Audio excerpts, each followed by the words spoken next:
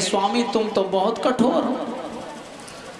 और मेरी मैया बहनों का हृदय कोमल होता है पुरुष के अलावा, पुरुष के बजाय मैया बहनों का हृदय कोमल होता है, इनको दया जल्दी आती है। तुम देखियो कभी भी किसी का बच्चा रो रहा है और कोई पुरुष जा रहा है वो निकल जाएगा और हमारी मैया बहन जा रही है, ये कौन को बच्चा है, ये कौन को बच्चा है भाई, और उसको गोद में लेगी, ये करेगी, वह उसको सुखता आएगी। क्यों? कोमल हृदय है। इसलिए लक्ष्मी जी ने कहा महाराज 5 वर्ष को बच्चों और तुम्हारे नाम के ऊपर बनन में जानवर खा जाएंगे। तो लक्ष्मी जी ने कहा महाराज उसको दर्शन दीजिए। जब लक्ष्मी जी हट पड़ गई, भगवान ने कहा लक्ष्मी जी किस किस के लिए जाऊं? इधर नारद जी रास्ते में आके आगे खड़े हो गए बालक ध्रुव को बगदाने के लिए। नारद जी ने कहा बेटा कहाँ जा रहा है? कि महाराज मैं नारायण को प्राप्त करने जा रहा हूँ। अरे बेटा तू 5 वर्ष का बालक जंगल में कैसे रह पाएगा? नहीं बाबा मैं तो नारायण को प्राप्त करूंगा। तो नारद जी ने कहा बेटा तुम नहीं मानते हो तो मैं आपके लिए सबसे जल्दी भक्ति प्राप्त करने का स्थान बताता हूं। तुम वृंदावन यमुना के किनारे जाकर भगवान का स्मरण करना। और नारद जी बालक ध्रुव के गुरु बने और उन्होंने मंत्र दिया बालक ध्रुव को। नारद जी ने मंत्र दिया ओम नमो भगवती वासुदेवाय। बेटा इस मंत्र का जाप करना, वृंदावन में जाओ, भक्ति जल्दी आपको प्राप्त होगी। तो नारद जी कहने से बालक ध्रुव वृंदावन की ओर चल दिया। चलता जा रहा है, इधर लक्ष्मी जी कह रही है भगवान बालक ध्रुव आपके नाम पर वृंदावन में पहुंचा है और यमुना के किनारे आपका स्मरण कर रहा है। सिद्धि तुलितात्रम तुलायायम कृष्ण नामम तुलायायम। नारद ने ही उन्हें नाम दिया क्योंकि नारद को कीर्तन का महत्व अधिक समझते थे। नारद जी ने एक बार नारद जी ने भगवान से पूछा भगवान तुम्हारा रहने का स्थान कहाँ है, तुम कहाँ पर रहते हो? तो भगवान ने कहा ना बसामी बैकुंठ में। अरे नारद ने मैं बैकुंठ में बसता, अगर कोई ढूंढो तो। ना बसामी बैकुंठ में ना योगी हृदय मद भक्त तत्र गायंती तत्र तिष्ठामि नारदा। अरे नारद न मैं बैकुंठ में बसता और न मैं योगियों के हृदय में बसता। मद भक्त तत्र गायंती तत्र तिष्ठामि नारदा। जहाँ मेरे भक्त मुझे प्रेम और भाव से पुकारते मैं उनके हृदय में बसता हूँ। मैं उन प्यारे भक्तों के हृदय में बसता हूँ जो मुझे प्रेम से पुकारते हैं, उनके हृदय में मेरा वास है। ऐसे रामायण जी में कहा है, भगवान ने बताया कि अगर मेरी रहने का स्थान है तो मेरे निर्मल भक्तों का हृदय है, जिनके न माया है, न उनके हृदय में कपट है, न झूठ है, न छल है, न धोखा है, न दगा है, उनके हृदय में मैं वास करता हूँ। जिनके कपट दम्भो नहीं माया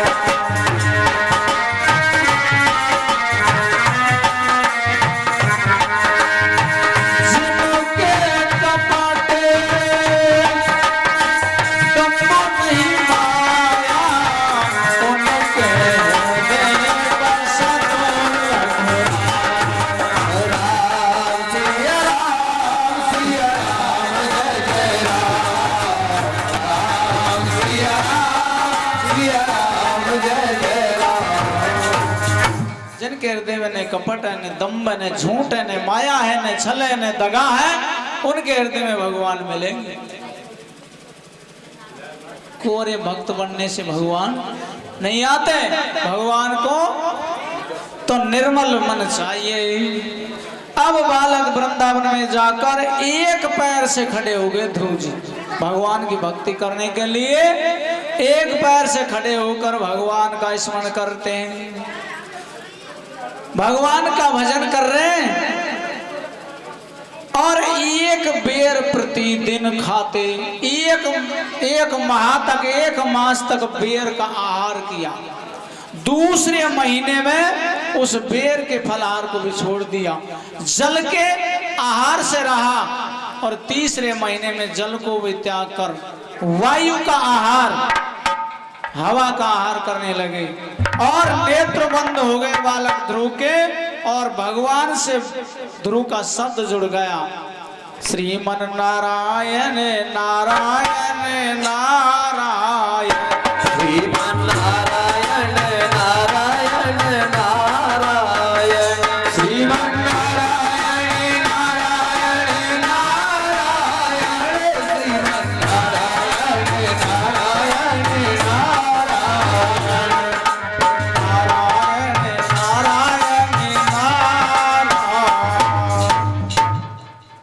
नारायण के जाप करते हुए बालक के नेत्र बंद हो गए, समाधि लग गई।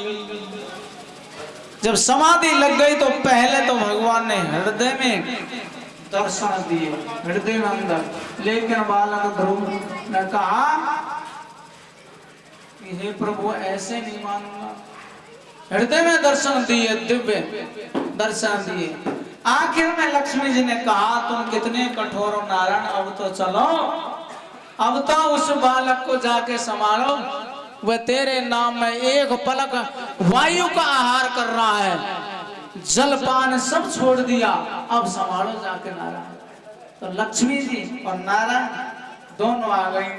शंख चक्र शोभा गदा, शंख चक्र और गदा लेकर भगवान प्रकट हो रहे हैं, बालक ध्रुव को वृंदावन में दर्शन दे रहे हैं। शंख चक्र शोभा गदा लिए कर कमल विशाल, कमल का पुष्प हाथ में है भगवान के।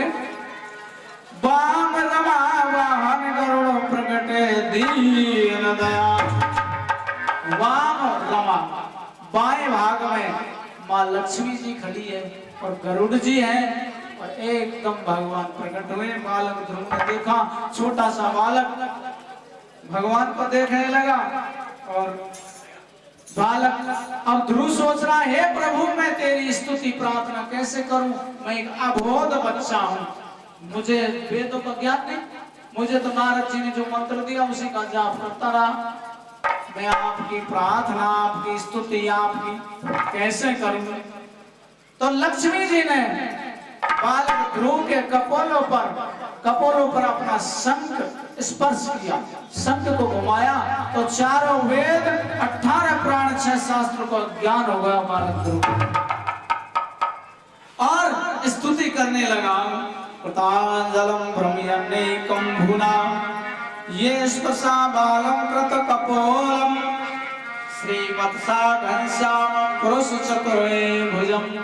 अब तो बालक ध्रुव के संस्कृत का अभ्यास हो गया, तो लक्ष्मी जी ने शंख से सब कुछ वेदों की वाणी दी और कहने लगा, कांचतो कपालम पश्ये लसे कांचनम ऊपर है, वनमालनम क्रिकेट कुंडल केरम कौस्तुमणि मालनम, कौस्तुमणियों की माला धारण की भगवान ने प्रसन्न होकर ध्रुव को अपनी भक्ति प्रदान की। हे ध्रुव मैं अपनी भक्ति तेरे लिए देता हूँ और सबसे अलग जो लोक है, जो आज से ध्रुव लोक के नाम से तुझे अलग स्थान देता हूँ।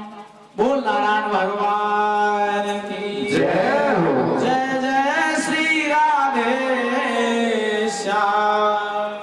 तो भगवान ने बालक ध्रुव को अपना अलग लोक दिया और ध्रुव जी ने कहा महाराज ऐसे मेरे पीछे परिवार के लिए और दीजिए। तो कहने का तात्पर्य है सारे परिवार को बैकुंठ को ले गए ध्रुव जी। भगवान ने कहा अब तुम गेट पे ही रहोगे, तुमने तुम्हारा सब परिवार बैकुंठ प्रवेश कर दिया, आप यही रहो। जब इसे ध्रुव जी एक स्तर अपने ध्रुवलोक के गेट पर और अमर है, बोल गोविंद भगवान की जय। इस प्रकार से छोटी सी अवस्था में नारद जी के सत्संग से मेरी मैया बहनों, मेरी बात समझियो कि इस ध्रुव की कथा से आपको क्या मिला। यह है सार कथा। इस ध्रुव की कथा से यह मिला कि भक्ति, एक तो भक्ति करने की कोई उम्र नहीं होती। जब किसी गुरु से या जब ज्ञान हो जाए तभी उसी दिन से भगवान के भजन में जुड़ जाना चाहिए। ये मत सोचो कि बुढ़ापा में राम को नाम लेंगे, बुढ़ापा में तो कफ कांसी के आगे नया टाइम मिलेगा तुम। बुढ़ापा में भगवान को भजन हुआ है, कीर्तन नहीं होगा। अगर भजन करना है तो ये जब शरीर आपका निरोग है तभी कर सकोगे कीर्तन, भजन, दान, पुण्य। अगर किसी ने बुढ़ापे की बाट देखी तो कुछ नहीं बनेगा। जब बाड़ी उजड़ जाती है तब उसमें कुछ नहीं मिलता है। उजड़ी बाड़ी में जाके देखो साहब, मिले कुछ नहीं मिले। तो यह जीवन की जब बाड़ी उजड़ जाएगी, बुढ़ापा का समय आ जाएगा तो फिर कुछ नहीं होगा। नेत्र काम नहीं करेंगे, श्रवण कानों से सुना नहीं जाएगा, आंखों से दिखेगा नहीं, शरीर से चला नहीं जाएगा, मंदिर तक नहीं आया जाएगा। अम्मा जी जब बुढ़ापा आ जाएगा, ये मंदिर इतना ऊंचाई पर हो जाएगा कि कैसे जाए, कथा बच रही है पण भैया घोटून से चलो ही नहीं जाएगा। इसलिए कुछ करना जो है जल्दी से कीजिए। तो कहने का तात्पर्य एक शिक्षा है कि भक्ति की कोई उम्र नहीं होती, और दूसरी है कि भक्ति करने के लिए 4 साधन होने चाहिए। 4 साधन कैसे? अच्छा संग, अच्छे गुरु का संग, जैसे ध्रुव को नारद जी का संग मिला। अच्छा गुरु, प्रतिदिन सत्संग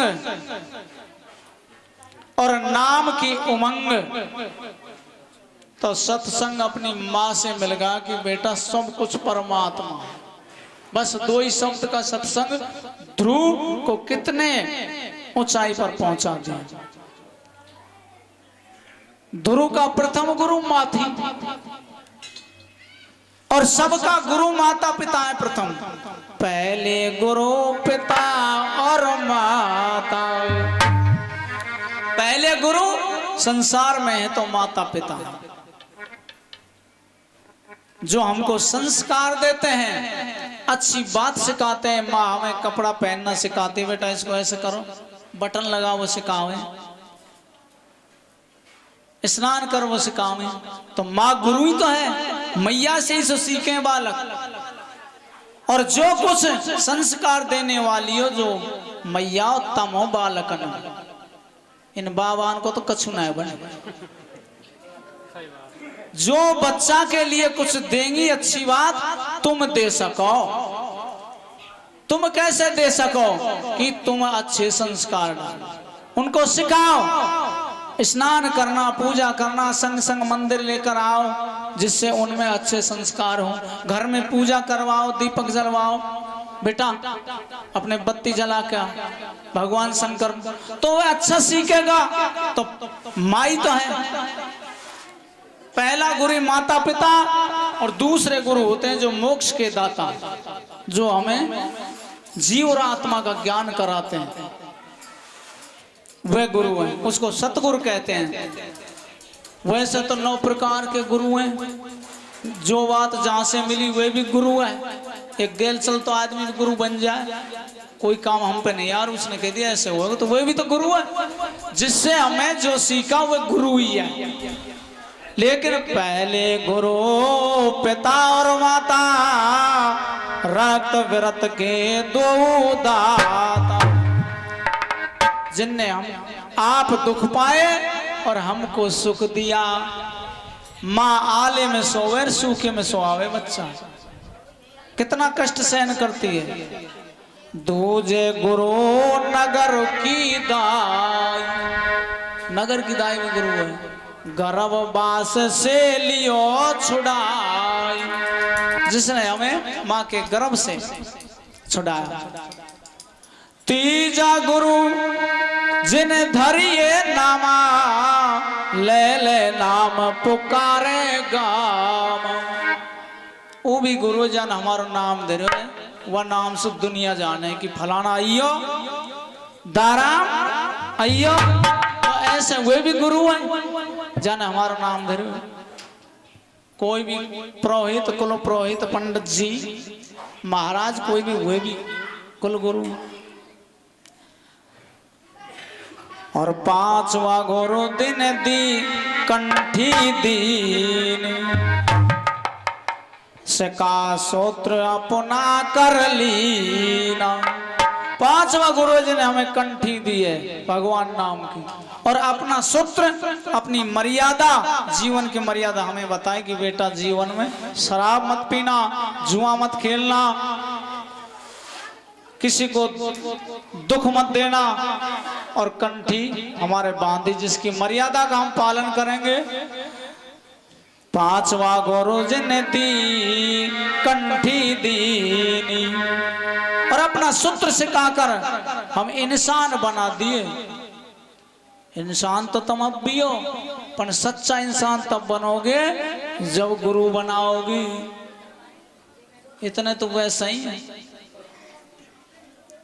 गुरु से हमारा हृदय में उजाला हो जाता है, कुछ संगत को त्यागते हैं। इसलिए भक्ति के लिए अच्छा गुरु का संग, नाम की उमंग होनी चाहिए और सत्संग मिलना चाहिए, तब जीव भक्ति करता है। जैसे ये सत्संग चल रहा है, आप कथा में आके नहीं बैठे तो आपको क्या मिलता?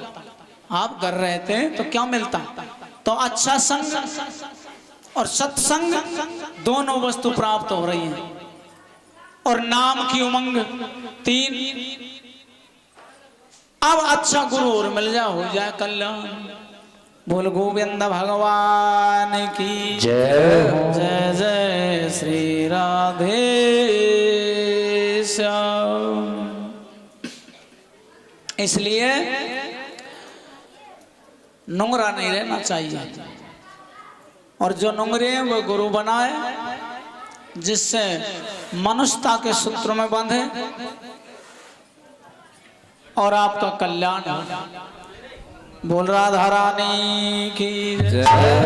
जय जय श्री राधे श्याम। अब ये बाल हट की कथा सुनी। अब सुखदेव मुनि से राजा परीक्षित से सुखदेव मुनि कहते हैं, हे राजा परीक्षित, अब स्त्री हट की कथा सुनाते हैं। अब आपने बाल हट की कथा सुनी, अब स्त्री हट की कथा सुनाएंगे कि नारी हट कैसे होती है। तो सुखदेव मुनि कहते हैं, राजा परीक्षित, सती मैया ने अपने पिता दक्ष के यज्ञ में जाकर शरीर को क्यों त्यागा? हट पड़ गई। भोले बाबा के मना करने पर भी सती ने मानी। इस कथा को सुनिए।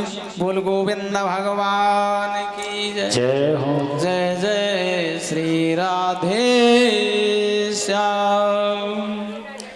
श्री कृष्ण गोविंद हरे मुरारी, नाथ नारायण वासुदेव। श्री कृष्ण गोविंद हरे मुरारी, नाथ नारायण वासुदेव। श्री कृष्ण गोविंद हरे मुरारी, नाथ नारायण वासुदेव। श्री कृष्ण गोविंद हरे मुरारी, नाथ नारायण वासुदेव। श्री कृष्ण गोविंद हरे मुरारी, नाथ नारायण वासुदेव। एक बार सुखदेव मुनि कहते हैं कि राजा दक्ष ने यज्ञ का आयोजन किया। यज्ञ का आयोजन किया तो सारे देवताओं को न्योता दिया। लेकिन भगवान शंकर को न्योता नहीं दिया। राजा दक्ष